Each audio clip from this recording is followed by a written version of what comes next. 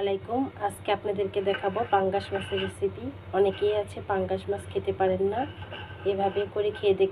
গরম পানির ভিতর মাছগুলো দিয়ে ভালোভাবে ধুয়ে নেবেন, এতে আর মাছের কোনো রকম গন্ধ পাওয়া যাবে না। মাছগুলো আমি ভালোভাবে ধুয়ে নিয়েছি। কড়াইটা বসিয়ে দিয়েছি, হালকা গরম হলে দিয়ে দেব তেল।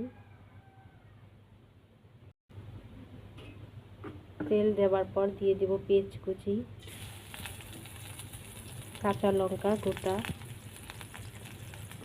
হালকা লাল লাল করে ভাজা হয়ে গেলে দিয়ে দেব সামান্য আদা রসুন বাটা, দিয়ে দেব জিরে বাটা, দিয়ে দিলাম 1 চামচ মরিচের গুঁড়ো, সামান্য হলুদের গুঁড়ো, দিয়ে দিলাম পরিমাণ মতো লবণ। ভালোভাবে নাড়াচাড়া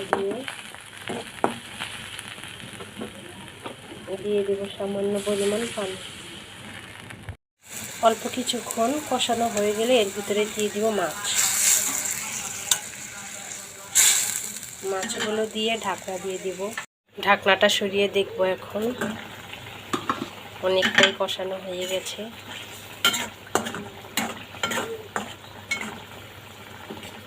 আর একটু ভালো মতন কষিয়ে নেব। অনেকটা ভালো মতন কষানো হয়ে গেছে, দিয়ে দেব টমেটো কুচি।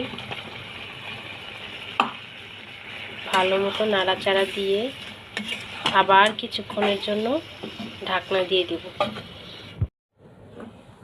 কষিয়ে ঝোলটা একেবারে শুকিয়ে ফেলেছি। দেখুন উপর দিয়ে কীরকম তেল তেল হয়ে এসেছে। এখন দিয়ে দেব সামান্য পানি, হালকা করে সামান্য পানি দিয়ে দিলাম ঢাকনা।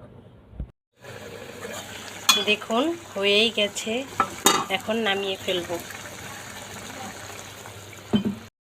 তৈরি হয়ে গেছে পাঙ্গাস মাছের ঝাল। এভাবে আপনারা তৈরি করে খেয়ে দেখবেন, কোনো রকম গন্ধ পাবেন না।